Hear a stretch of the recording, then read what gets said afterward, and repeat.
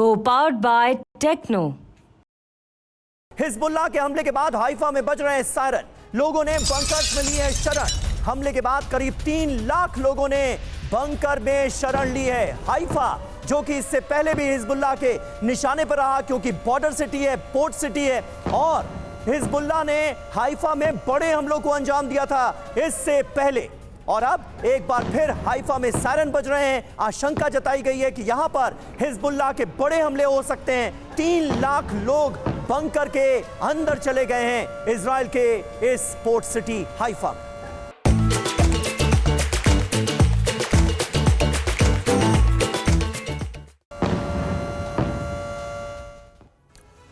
और इजराइल में इमरजेंसी 30 सितंबर तक एयर रेड्स अलर्ट जारी किया गया। 1 हफ्ते के लिए इमरजेंसी घोषित कर दी गई है। हाइफा समेत कई शहरों में इमरजेंसी सायरन बज रहे हैं। 3 लाख से ज्यादा लोगों ने बंकर में शरण ली है।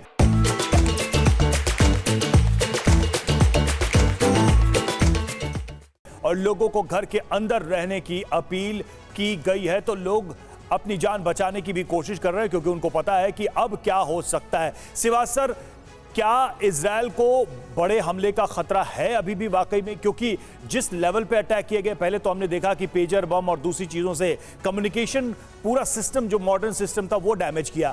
अब ये जो हमले हुए उसमें उनके लॉन्च पैड्स तबाह किए गए। फिर भी क्या इजराइल पर बड़े हमलों का खतरा अभी भी बना हुआ है? हाँ बिल्कुल। देखो, सच्चाई ये है, अगर आप कंपैरिजन करो हिजबुल्लाह का और हमास से, तो हिजबुल्लाह की मिलिट्री कैपेबिलिटी हमास से 3 से 4 गुना है। तो इसलिए इजराइल के इतना आसान नहीं होगा हिजबुल्लाह को एक प्रकार से बिल्कुल नष्ट करना। 3-4 बातें हैं। उसकी जो स्ट्रेंथ है वो करीब 1.5 लाख के करीब है। 125 से लेके 1.5 लाख के करीब मिसाइल और रॉकेट हैं। उसके पास आर्मर्ड ब्रिगेड भी है। उसका जो लॉजिस्टिक सप्लाई सिस्टम बहुत ही पुख्ता है। और उसका एक सबसे इंपॉर्टेंट चीज़ है, वो शिया मिलिशिया ग्रुप है और ईरान से सबसे ज़्यादा नज़दीक है। और ये भी सच्चाई है कि वो पलटवार करता रहेगा। मगर अगर आप ये देखें कि इजराइल और हिजबुल्लाह की मिलिट्री कैपेबिलिटी में, तो इजराइल काफ़ी आगे है। इजराइल ने अब मन बना लिया है कि अब हमास को उसने काफ़ी हद तक उसकी मिलिट्री कैपेबिलिटी को नष्ट कर लिया। अब वो हिजबुल्लाह की तरफ जाएगा। और मुझे लगता है जिस प्रकार से ये इवेंट चल रहे हैं, जिस प्रकार से उसने प्रिपरेटरी बम्बार्डमेंट की है इजराइल ने, अब वो ग्राउंड अटैक के लिए तैयारी कर रहा है। उसका 3 एम है। मेन एम ये है कि करीब 60 से 70 किलोमीटर का इलाका जो हिजबुल्लाह उसको धकेलना, जिससे वो सेफ हो जाए, जिससे वो 50 से 60 हज़ार जो इजरायली हैं उनको वापस ले आए नॉर्थ इजराइल में। दूसरा, करीब उसकी 30 से 40% के करीब मिलिट्री कैपेबिलिटी को, हमास को बिल्कुल बर्बाद करना। हसन नसरुल्लाह जो कि कमांडर है, उसको एक प्रकार से एलिमिनेट करना, और उसके अलावा जो और भी कमांडर रह गए हैं। और एक चीज़ का यकीन करना कि जो सप्लाई चेन इसकी आ रही है ईरान से, उसको कहीं ना कहीं नष्ट करना, कम्युनिकेशन सिस्टम को बर्बाद करना। मुझे लगता है इस मिलिट्री एम से जा रहा है कि अब ये होगा कि ये लड़ाई का दायरा बढ़ सकता है। मैं जैसे बार बार कह रहा हूँ कि ईरान डायरेक्ट अभी इतनी जल्दी इन्वॉल्व नहीं होना चाहेगा, क्योंकि उसको अपनी भी इकोनॉमी का दिख रहा है। वो मलेशिया जो है, यानी युद्ध के इस मोड़ में ईरान डायरेक्टली इन्वॉल्व होगा इस जंग में, इसके आसार कम ही नजर आ रहे हैं आपके हिसाब से। इस बीच देखिए, अहम खबर है, लेबनान अटैक के बाद अमेरिका क्या अपील कर रहा है। यूएस ने कहा मिडिल ईस्ट में तनाव घटाने की कोशिश करें। फ्रांस ने कहा इमरजेंसी मीटिंग बुलाए यूएन। तो कुल मिलाकर पश्चिमी देशों का जो रुख है वो भी हम आपके सामने रख रहे हैं। अमेरिका ने कहा है कि मिडिल ईस्ट में तनाव लगातार बढ़ता जा रहा है, इसे घटाने की कोशिश होनी चाहिए। फ्रांस ने भी यूएन से इमरजेंसी मीटिंग बुलाने की अपील की। तो लेबनान पर इजराइल का हमला किसने क्या कहा है, अभी तक जरा उस पर भी गौर कर लेते हैं। जो बड़े बयान सामने हैं, मिडिल ईस्ट में तनाव कम करने की कोशिश कर रहे हैं, ये जो बाइडेन ने कहा है अमेरिका की तरफ से। मिडिल ईस्ट संकट को बातचीत से हल करना चाहिए। जॉर्ज गेरापेट्रियाटिस विदेश मंत्री ग्रीस के, उन्होंने कहा है तत्काल और बिना शर्त युद्ध विराम। फिलिप लाजरीनी, चीफ UNRWA, इन्होंने यह बयान दिया, सभी देशों को संयम बरतने की जरूरत है। लेबनान की संप्रभुता का सम्मान होना चाहिए। ये शेख मोहम्मद बिन जायद अल नहयान की तरफ से कहा गया है, यूएई की तरफ से, और इजरायल संघर्ष को बढ़ावा दे रहा है। मसूद पेजेश्कियन ईरानी राष्ट्रपति ने भी यह बयान दिया है। इजरायल के हमले से मिडिल ईस्ट में बड़े संघर्ष का खतरा है। G7 देशों की तरफ से ये विचार रखे गए हैं और लेबनान में युद्ध जैसे हालात हैं, स्थिति बेहद खतरनाक और चिंताजनक है। यूरोपीय संघ ने यह कहा है। लेबनान में 492 लोगों की मौत, यूएन की इमरजेंसी बैठक बुलाई जाए, फ्रांस की तरफ से यह बात कही गई है। शरदेंदु सर, सीधी सी बात है, इंटरनेशनल कम्युनिटी कहीं स्टैंड करती नजर आ रही है, खासकर जो बड़े संस्थान है, पीस कीपिंग ऑर्गेनाइजेशन है, इंक्लूडेड यूएन।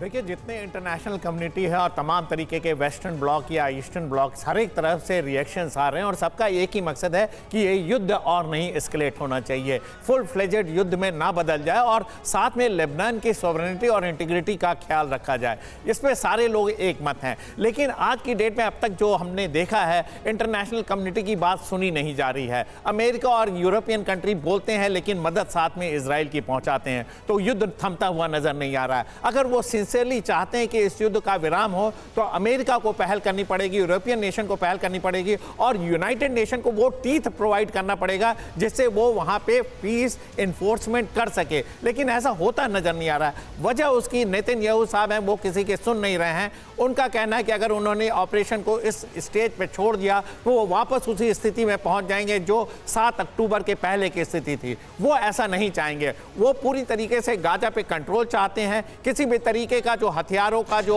ट्रांजैक्शन है इजिप्ट से या जॉर्डन से, उससे हमास को आइसोलेट करना चाहते हैं। मेडिटेरियन सी से सील कर रखा और लेबनान से जो उनको हिजबुल्लाह का खतरा है उसको वो खत्म करते हुए नजर आ रहे हैं। लेकिन ये युद्ध अगर अगले लेवल पे जाता है तो पूरा का पूरा मिडिल ईस्ट बर्न करेगा।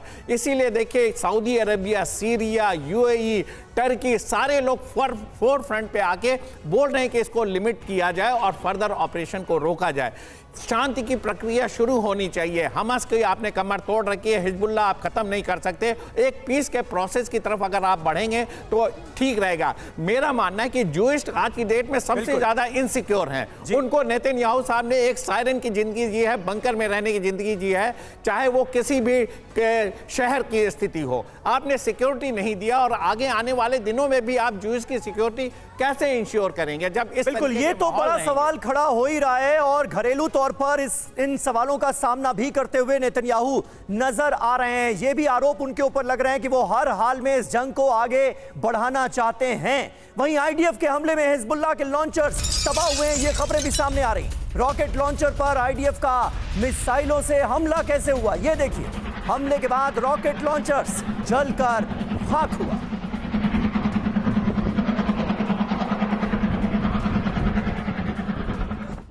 और आईडीएफ के हमले में हमास कमांडर की मौत। आईडीएफ की एयर स्ट्राइक में हमास के फील्ड कमांडर की मौत हो गई। दक्षिण लेबनान में महमूद अल नादर की मौत की खबर है। हमास ने महमूद अल नादर की मौत की पुष्टि की है।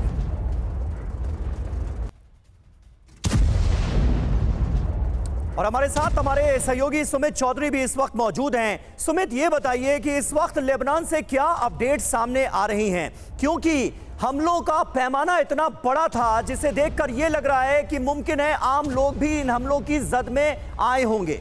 इजराइल की तरफ से कहीं ना कहीं यह बताने की कोशिश की जा रही है कि देखिए, घरों में इजराइल के खिलाफ जो हथियार इस्तेमाल किए जा रहे हैं वो कैसे छिपाकर रखे गए हैं। लेबनान से अपडेट क्या है, इन हमलों की जद में कौन कौन से इलाके आए हैं, कितना नुकसान हुआ है? 1600 लोग घायल, 500 लोगों की मौत, ये आंकड़े तो हमारे सामने हैं।